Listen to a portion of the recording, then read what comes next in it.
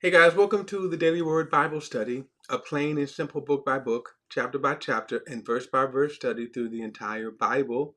Currently, we are in Mark chapter 3.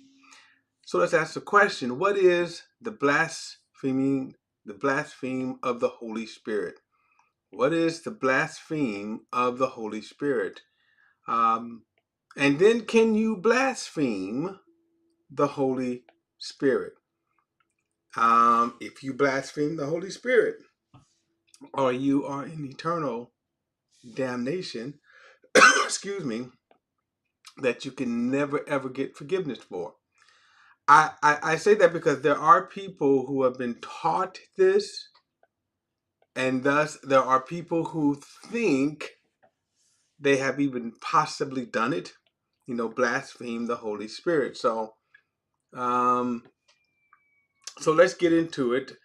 And and even more so, what's going to be something that's interesting that Jesus is going to confront the phrase the blaspheme of the Holy Spirit comes from one of the most ridiculous statements the Pharisees make. They made many, and this is one of them. Okay, so let's kind of go back, get into it. All right. I'm going to go back just a tad, and get the kind of full setting too, where we left off. We talked about Jesus' family last time, who set out to do a family intervention on Jesus, and we kind of got into why they did that. My biggest question with that, well, let me read it. Then he went home, and the crowds gathered again so that they were not even able to eat. When his family heard this, they set out to restrain him. Because they said he is out of his mind. Right? So the biggest question I have, I understand maybe his brothers. I guess I don't understand the mother, Mary. And the reason why is because she, out of all of them, had uh, ample supernatural revelation of who Jesus is. So that's what kind of, you know, uh, that's what makes that it gives me pause right there. It's just like, wow. Okay. Wow. Um, all right. So it says the scribes who had come down from Jerusalem said, he has Beelzebub in him, and he drives out demons by the rulers of the demons. Now, ooh, excuse me. Now Jesus endured a lot of he endured a lot of insults by the Pharisees, which kind of you should know that um, when a person loses the argument, that they result to name calling. You know, when they name call, uh, when they name call, okay. And they at one point they called Jesus a Samaritan, which would be in modern terms the N word. Okay, another cat, another another insult. They called him a fornicator, or a child of a fornicator. I mean, they called him a lot of names. This one is interesting. Is that so? You see Jesus healing. You see Jesus casting out devils.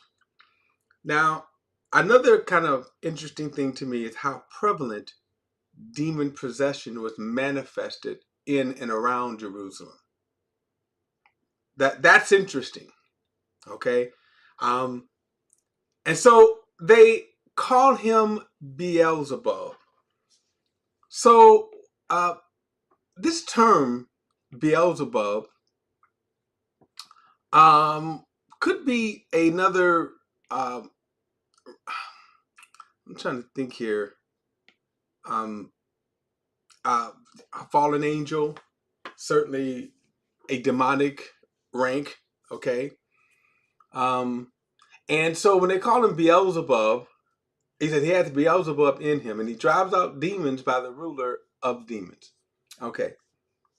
So now Jesus says, okay, yeah, all right, let's okay. Ready? Verse 23. So he summoned them and spoke to them in a parable.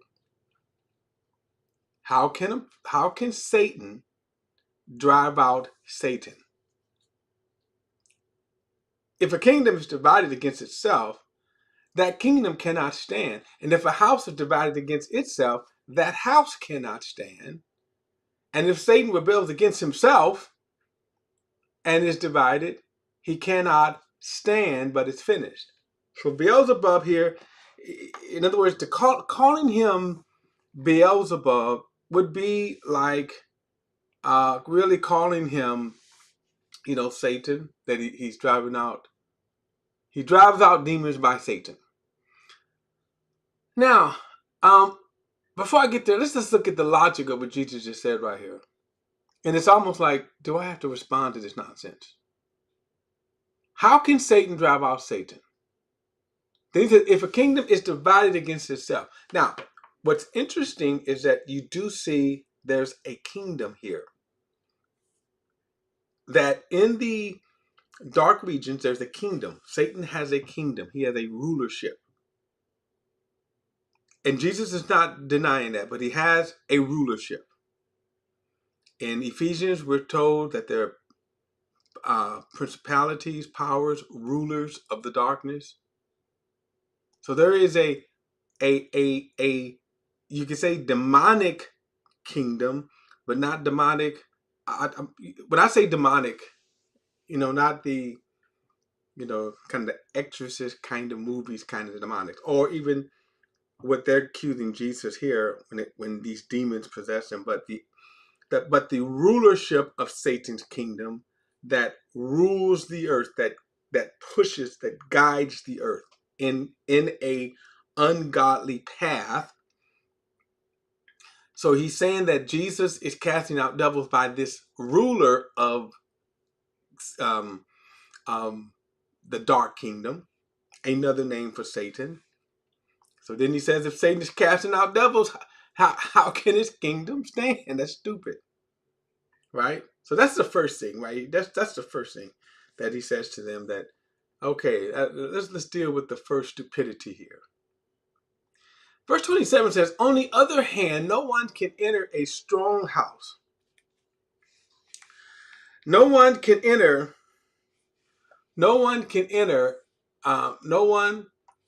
a strong man's house and rob his possession unless he first ties up the strong man.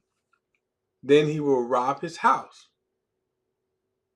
Okay, so I think there's some revelation here that's very interesting. Well, first of all, there's some, in a sense, common sense explanation here. One, he says, you cannot, using the illustration that if I'm going to rob your house, I would have to first tie you up, because you certainly may not just allow me to tie you up. Rob your house. And I say that because, this is just a thought, by saying that, why don't we see or manifest, why don't we see demon possession? Why don't we see demon possession the way it's manifested here in Jesus' day in Jerusalem? I mean, there's a lot of demon possession. So the other question is, why don't we see it today? And of course, there's always a discussion as to the difference between demon possession and then, let's say, the various range of mental illness. Okay. Um, and the difference is that with the mental illness, which is uncontrolled, so things such as epilepsy, seizures, okay, mind, things like that, those things are a little different than what's manifested in demon possession. For example, when Jesus cast out the devils, out of, and they went to, and the pigs went in. So how would you explain that as a mental disease? In other words, there's a clear difference in demon possession. Okay, and since I'll throw this in here too, this nonsense that is called spiritual warfare, deliverance, where they're casting demons out of Christians and having these deliverance services, people throwing up. Nothing biblical about that. But I'm going to say this, just a thought. When Jesus says, no one, the idea of entering the strong man's house and binding the strong man, that is it possible reason why we don't see the plethora of demon manifestation is because of the presence of the gospel in the world today. Now, the question, I mean, just say this, I can't give you an answer in terms of why we don't see it. And by the way, everybody, in a sense, didn't have that kind of a problem with demon possession back then. In other words, they almost knew, okay, my boy is demon possessed. And what I'm saying is that it wasn't something that it was just, okay, demon possession, mental illness, okay, or even, let's say, autism, something like that. And I say that, to me, that's a different category. And it's just a thought right here. So I'm not saying it's just a thought. So first Jesus says then that, okay, let's deal with the first stupidity of your statement, which is if a kingdom if a kingdom is dividing itself, if demons are casting out demons, then the kingdom won't stand. So that's the first thing. If Satan rebels against himself, he is divided. He cannot stand. He's finished, right? He won't accomplish his purpose. So then he says, on the other hand, no one can enter a strong man's house and rob his possession unless he first ties up the strong man, then he will rob his house. Now, verse 28, he says, now he gets to this rebuke. I assure you, people will be forgiven all sins and whatever blasphemies they may blaspheme. But whoever blasphemes against the Holy Spirit never has forgiveness, but is guilty of an eternal sin, because they were saying he has an unclean spirit. So now what does Jesus mean by this? Now there are kind of different views on this. As I said, there's people who kind of believe that if you blaspheme the Holy Spirit, so now we have to kind of take this in context. We'll get back to that in a moment. But notice Jesus says if you blaspheme against the Holy Spirit, if you blaspheme against him, blaspheme against God, you can be forgiven that. But he says when you blaspheme against the Holy Spirit, you never have forgiveness, but it's guilty of an eternal sin. Now, why say this? I mean, what's the meaning behind this? And then as I asked the question earlier, first let's define what the blasphemy of the Holy Spirit is, and secondly, can you blaspheme the Holy Spirit? And here's the interesting thing. The question would be, in the context in which Jesus is saying this, I will say that anyone today who thinks they blaspheme against the Holy Spirit has not. I'll get to why in a moment. Anyone who blasphemes God is not committing an unpardonable sin. But let's kind of define then what an unpardonable sin is, as Jesus here is using it. Let's kind of go back. Here are the Pharisees who were witnessing. They continued to witness Jesus heal the sick, raise the dead, cast out demons repeatedly. They saw this. And then they want to attribute that to Satan doing it, or Jesus being possessed by Satan. That he's doing these acts by Satan, thus calling God the devil, calling God's works demon. Now, one of the most, I'm going to say, I'm going to the closest in an Old Testament example would be when the children of Israel, about 3 months after they came out of Egypt, Moses is up in the mountain. And what do? They said, well, we don't know what's going on with Moses. Then they said, let's build a calf and go back to Egypt. The calf will lead us back to Egypt, right? That was bad enough, first of all, that you would want to go back to your bondage, that you were crying out to God for 400 years. You were crying out to God. And then now you want to go back to Egypt. That's okay. They make the golden calf. And then the idea of the golden calf, the pagan rituals that came out of it was this giant orgy that they gave themselves to. And then what followed worse was this, when they said, this calf is what brought you up out of Egypt. Okay? Excuse me.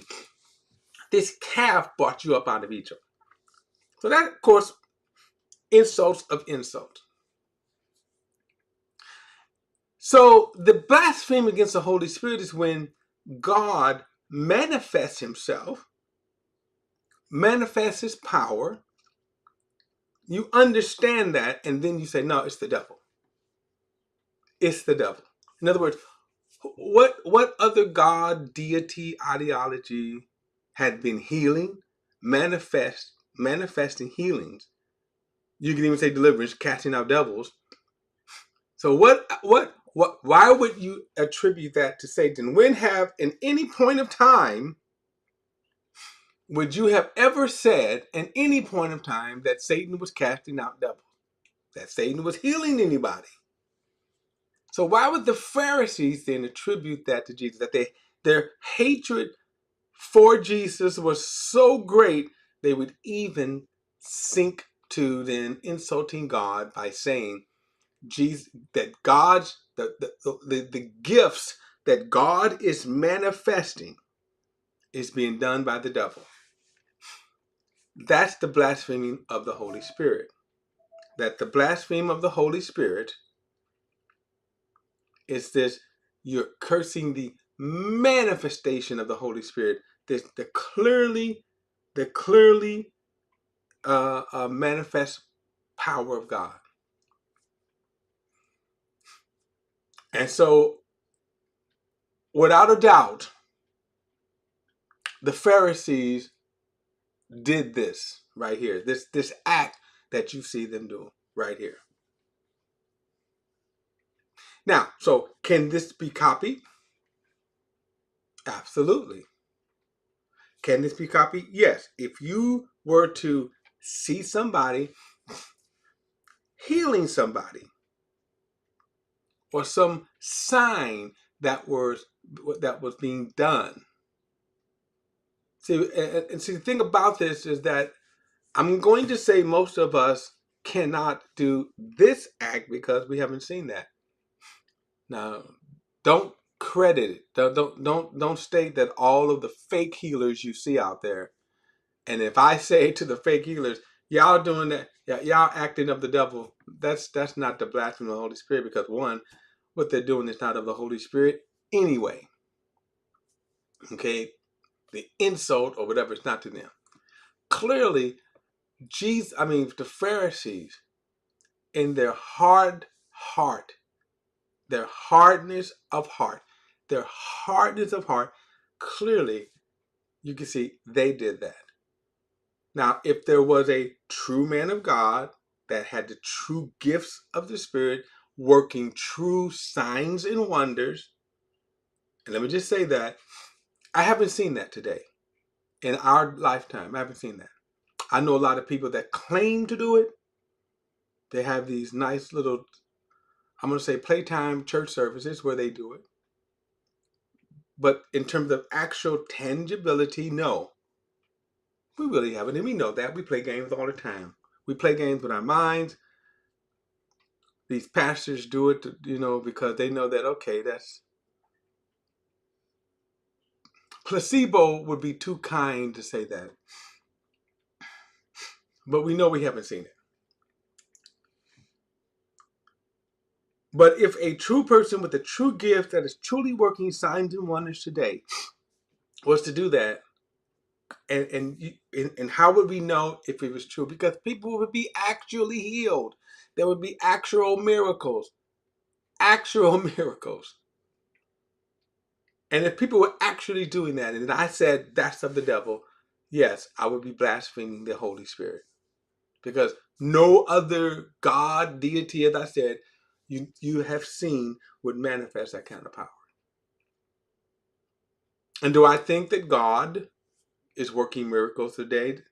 Do I think God can? I think God can. I'm just saying the people that we see is not. Let me finish up the chapter now. Verse 31 says, "Then his mother and his brothers came," and we dealt with this in the last study. "Then his mother and his brothers came, and standing outside, sent word to him and called to him. And the crowd was sitting around and told him, 'Look, your mother and your brothers and your sisters are outside asking for you.' He replied, 'Who are my mother, my brothers?' And in looking around on those who were sitting in a circle around him, he said, 'Here are my mother, my brothers.' And then he says, 'Whoever does the will of God is my brother, and my sister is my mother.'" So again, some of this, when how we use the phrase, "You can't make some of this stuff up," and yeah, because the Pharisees were a trip. And remember, these were the religious people. These are not atheists. You would expect this from an atheist, but these are not atheists just acting like this. These are religious people that you could say are blaspheming God. All right, guys, don't forget to like and share this video and subscribe to BP, the Bible Perspective. And as always, if you have a thought or comment, add it to the comment section below. All comments are welcome, and I'll see you in the next study.